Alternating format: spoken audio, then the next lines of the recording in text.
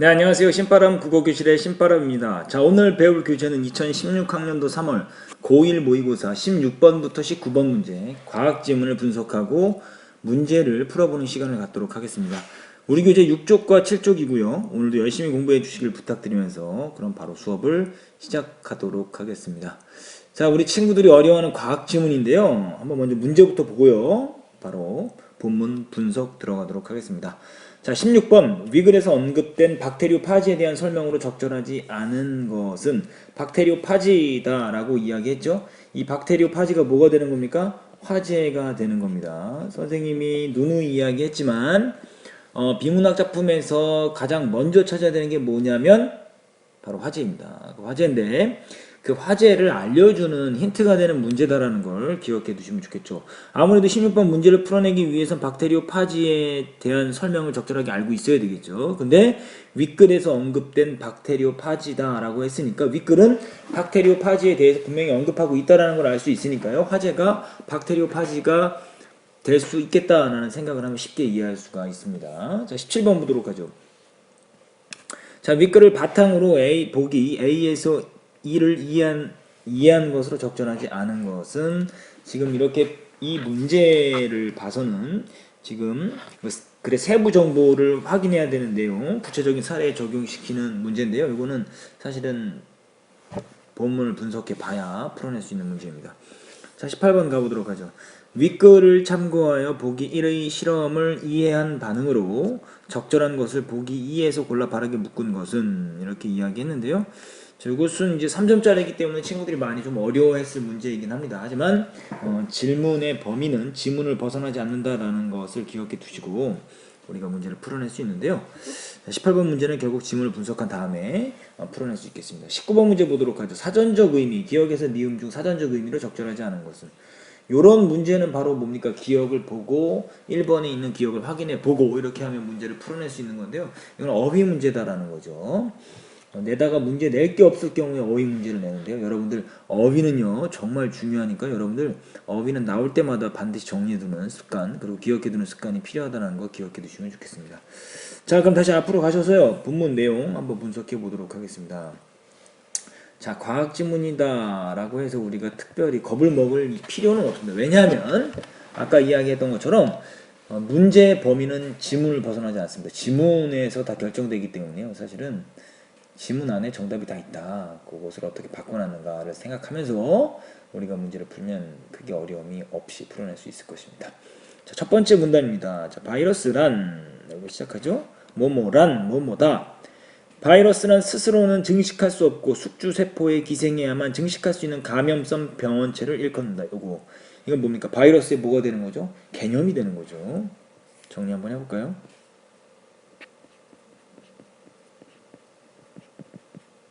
바이러스의 개념. 바이러스는 자신의 존속을 위한 최소 물질만을 가지고 있기 때문에 거의 모든 생명 활동에서 숙주세포를 이용한다. 바이러스는 뭐를 이용한다는 거예요? 숙주세포를 이용한다는 거예요. 왜요? 존속을 위한 최소한의 물질만을 가지고 있기 때문에 라고 했습니다. 자, 그럼 이제 19번 문제 1번 존속 더 낮고 좋은 상태는 더 높은 단계로 나아가는 거다.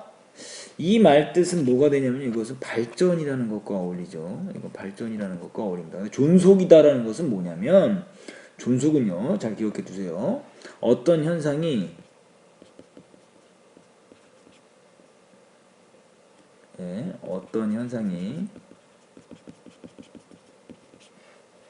계속되는 것을 우리가 존속이다라고 이야기하는 거예요. 존속되기 위해서 바이러스는 자신의 어떤 그 생명이 계속 이어지게 하기 위해서 이런 말로 바꿨을 때 여러분들이 맞는 말이다라는 걸 알 수가 있습니다. 자, 1번을 보니까 일단 19번의 답은 1번이 쉽게 나왔어요. 니은도 계속해서 확인해 보도록 하겠습니다. 자, 바이러스를 구성하는 기본 물질은 유전 정보를 담은 유전 물질과 이를 둘러싼 단백질 껍질이다. 자, 보세요. 그러면 바이러스를 구성하는 기본 물질은 유전 물질과 단백질 껍질이다. 이 두 가지는 뭐가 되는 겁니까? 바이러스의 구성 물질이 되는 거죠.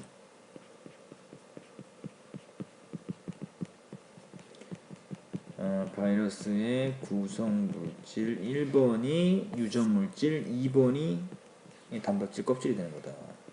두 번째 문단. 1915년 영국의 세균학자 투어트는 포도상 구균을 연구하던 중 세균 덩어리가 녹는 것처럼 투명하게 변하는 현상을 관찰했다. 뭘 관찰했다고요? 세균 덩어리가 녹는 것처럼 투명하게 변하는 현상을 관찰했어요. 자, 관찰이라는 거 19번에 2번 사물이나 현상을 주의하여 살펴본다. 현상을 주의하여 살펴봄. 돼요, 안 돼요? 말 되죠? 니은은 맞는 거예요. 이렇게 대입시켜보면 쉽게 어휘의 의미를 문맥적으로 볼 때요, 의미가 소통이 되면 그것은 틀리지 않았다, 맞다라는 것을 여러분들이 기억해 두시면 좋겠습니다. 뒤이어 1917년 프랑스에서 활동하던 데렐은 이질을 연구하던 중 환자의 분변에 이질균을 녹이는 물질이 포함되어 있다는 것을 발견하고 이 미지의 존재를 뭐라고요? 박테리오파지라고 불렀다. 1번 우리 16번 문제에서 박테리오파지 나왔는데 드디어 화제가 등장했습니다. 박테리오파지는 기억 바이러스의 일종으로 세균을 잡아먹는 존재라는 뜻이다. 니은 이게 박테리오파지의 뭡니까? 개념이죠. 줄여서 박파라고 쓸게요.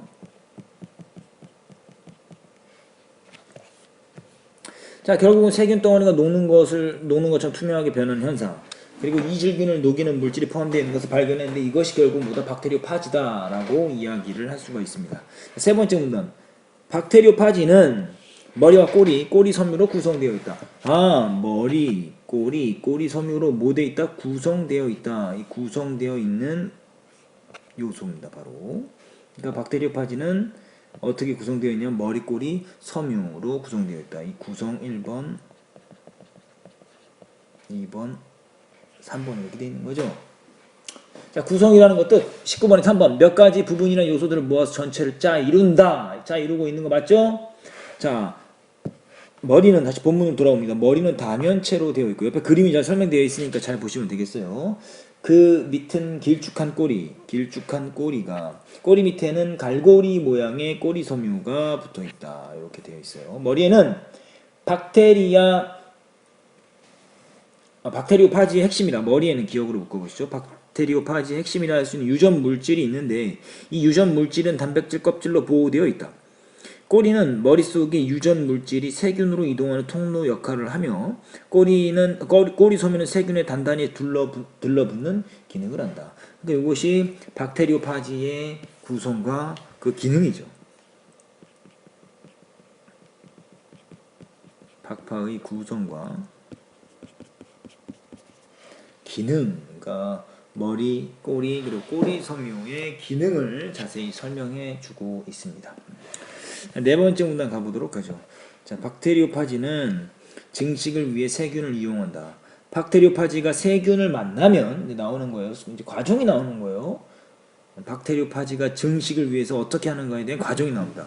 박테리오파지가 세균을 만나면 우선 꼬리 섬유가 세균의 세포막 표면에 존재하는 특정한 단백질, 다당류 등을 인식하여 복제를 위해 이용할 수 있는 세균인지 여부를 확인한다. 첫 번째 해야 되는 게 뭡니까? 복제를 위해 이용할 수 있는 세균인지 여부를 확인하는 게 첫 번째. 여부 19번에 4번 그러함과 그러지 아니함 여부 되냐 안 되냐 그러니까 맞죠. 그리고 플러스 이용 가능한 세균일 경우 갈고리 모양의 꼬리 섬유로 세균의 표면에 단단히 달라붙는다. 세균의 표면에 달라붙는 거 이게 1번 이게 2번이 되는 거예요. 그 다음에 세균 표면에 자리 잡은 박테리오파지는 머리에 들어있는 유전 물질만을 내부로 침투시킨다. 이게 3번. 자, 그 다음에 세균 내부로 침투한 박테리오파지의 유전 물질은 세균 DNA를 뭐한다? 분해한다. 세균 내부의 DNA를 분해한다. 4번. 그리고 플러스 세균 내부의 물질과 여러 효소 등을 이용하여 새로운 박테리오파지를 형성할 유전 물질과 단백질을 만들어낸다. 그러니까 새로운 박테리오파지를 형성할 유전 물질과 단백질을 만들어내는 게 다섯 번째. 이렇게 만들어진 유전 물질과 단백질이 조립되면 새로운 박테리오파지가 복제되는 것이다. 그럼 이제 마무리가 이제 6번이 되는데 과정을 지금 이야기하고 있습니다. 다시 말하면 네 번째 문단의 중심 내용은 뭐냐? 이제 박파의 증식 활동.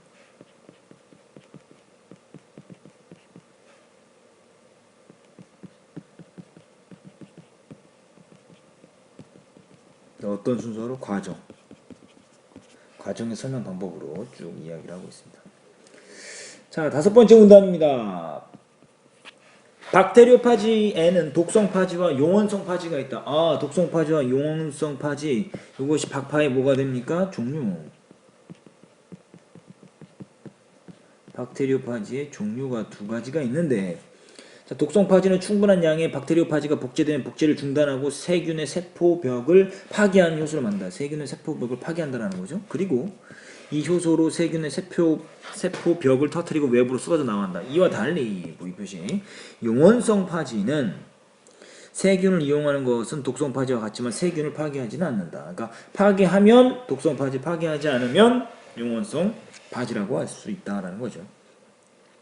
대신 세균 속에 기생하여 세균이 분열함에 따라 같이 늘어난다라고 하면서 박테리오파지의 종류 두 가지를 이야기를 하고 있습니다. 자, 분석이 다 마무리됐는데요. 한번 바로 이제 문제를 풀어보도록 하겠습니다. 신입법 문제 바로 답지로 들어갑니다. 자, 박테리오파지에 대한 설명을 적절하지 않은 거. 1번 세균을 숙주세포로 삼아 기생하는 바이러스이다. 그렇죠. 박테리오파지는 뭡니까?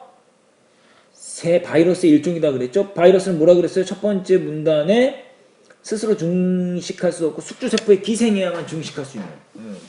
그러니까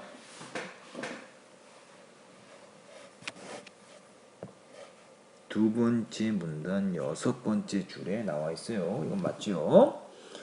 2번 머리에 있는 유전 물질은 단백질 껍질로 보호되어 있다. 세 번째 문단의 여섯 번째. 머리에는 박테리오파지 핵심이라 할 수 있는 유전 물질이 있는데 찾았죠? 이 유전 물질은 단백질 껍질로 보호되어 있다. 세 번째 문단의 여섯 번째 줄. 자, 3번 이질균을 녹이는 물질을 발견한 대렐에 의해 명명되었다. 두 번째 문단 네 번째 줄 한번 보실까요? 두 번째 문단 네 번째 줄. 대렐은 이질을 연구하던 중 환자의 분변에 이질균을 녹이는 물질이 포함되어 있다는 것을 발견하고 이 미지의 존재를 박테리오파지라고 불렀다. 명명한 거 맞죠? 4번 꼬리 섬유는 세균의 표면에 달라붙는 기능을 한다. 단단히 달라붙는 기능이 어디 있습니까? 세 번째보다 맨 마지막 꼬리 섬유는 세균에 단단히 달라붙는 기능을 한다. 세 번째 문단 맨 마지막. 자, 그리고 5번 세포막 표면에 존재하는 특정 단백질을 복제 증식한다. 세포막 표면이 아니라 뭐라 그랬어요? 뚫고 들어가는 거죠. 그래서 뭡니까? 그 꼬리를 뭐 하는 거예요? 꽂아 넣어서 그 꼬리로 박테리오파지 머리에 있는 유전 물질을 내부로 침투시키는 거예요. 내부로 침투시킨다는 거. 이게 틀린 거예요. 내부로 들어가는 거예요. 세포 내부로 들어간다라 그랬으니까요. 이거는 네 번째 문단 여덟 번째 줄에 나와 있습니다. 그래서 여덟 번째 줄 한번 찾아볼까요? 세균 내부로 침투한 박테리오파지 유전 물질은 이렇게 나와 있죠. 5번에 틀렸다는 거 알 수가 있습니다. 자, 17번 윗글을 바탕으로 보기 A에서 E에 대한 설명을 적절하지 않은 것. 쭉 보니까 지금요. 박테리오파지의 복제 과정, 박테리오파지의 복제 과정 두 가지 종류, 독성 파지와 용원성 파지가 있는데요. 지금 이 부분을 보니까 여기를 보니까 지금 세포 벽이 터진 거죠. 이건 뭐에 대해서 이야기하는 겁니까? 독성 파지에 대해서 이야기하는 거예요.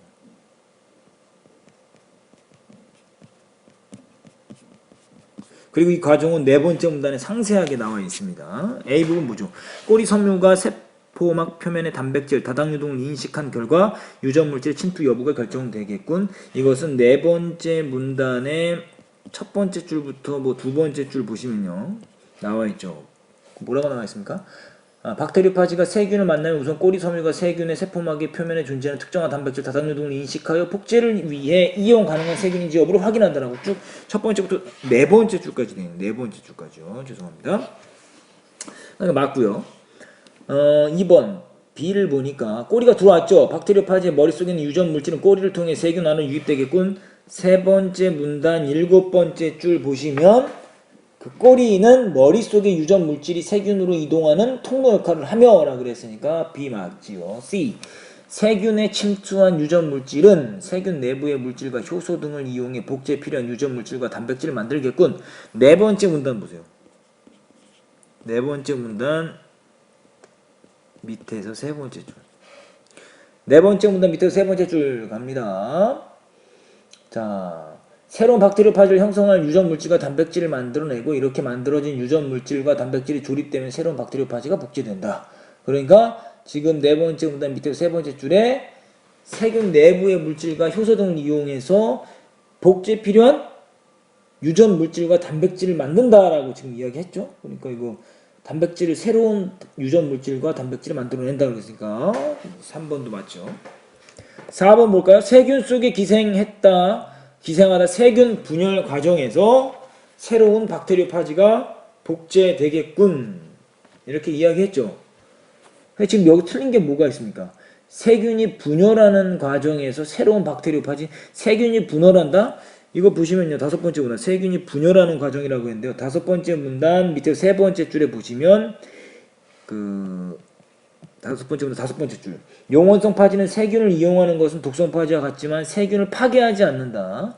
대신 세균 속에서 계속 기생하여 세균이 분열함에 따라 같이 늘어난다.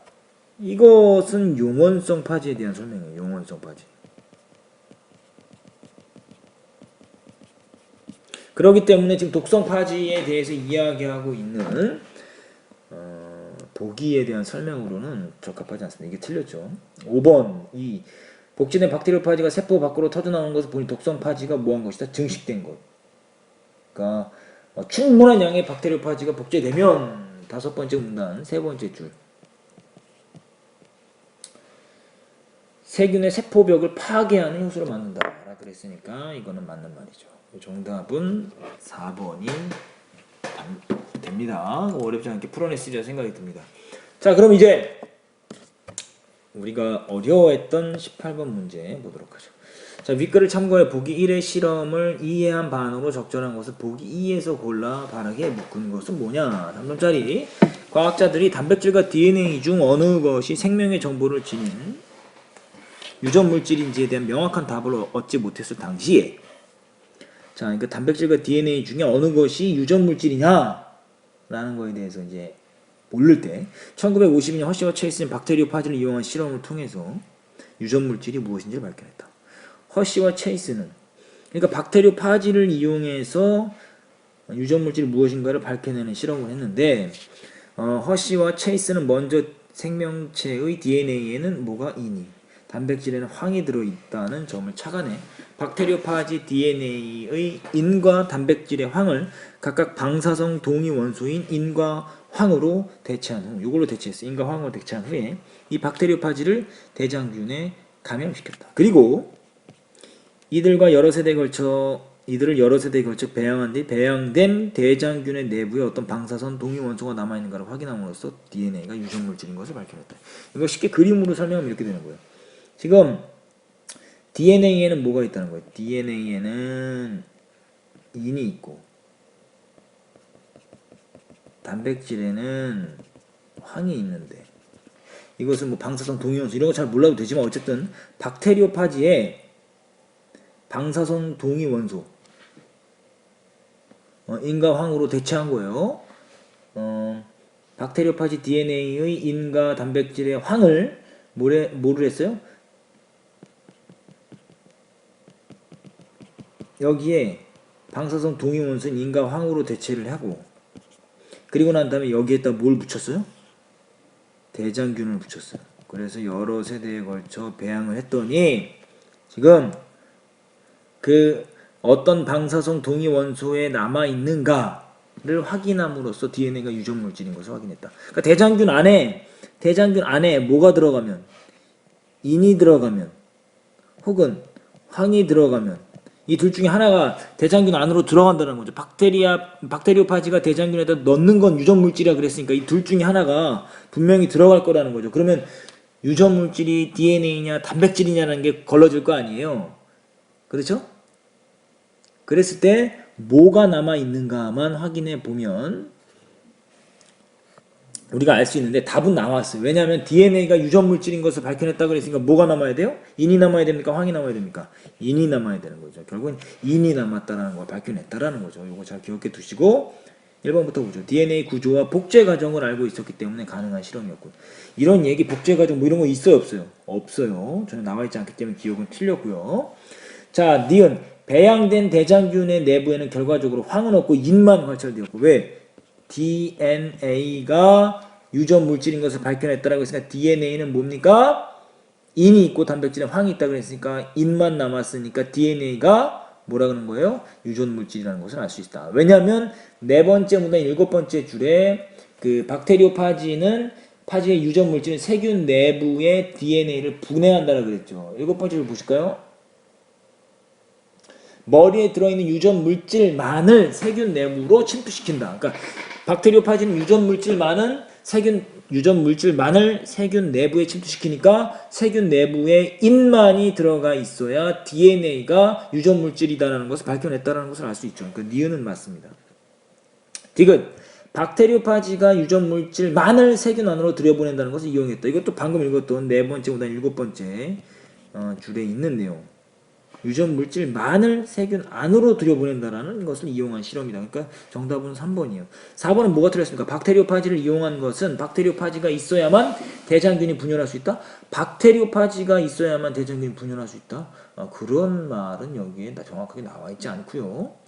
결국 대장균을 분열하기 위해서 이거 실험한 게 아니라 DNA가 단백질과 DNA 중에 어느 것이 유전 물질인가를 밝혀내기 위한 실험으로 쓰였기 때문에 리을은 적절한 정답이다라고 이야기할 수 없음을 우리가 확인할 수가 있습니다. 그렇기 때문에 정답은 3번 니은 디귿이 된다는 것을 알 수 있습니다. 자, 이렇게 해서 어려운 과학지문 16번부터 19번 문제, 어휘 문제까지 다 해결을 했습니다. 오늘 배운 내용을 여러분들이 이해가 잘 안 된다면 다시 한번 복습하시고요. 그리고 중요한 건 여러분들이 분석하는 방법 꼭 배워야 되고요. 그리고 문제를 풀어낼 때의 어떤 요령 이런 것들을 잘 기억해 두시면 좋겠습니다.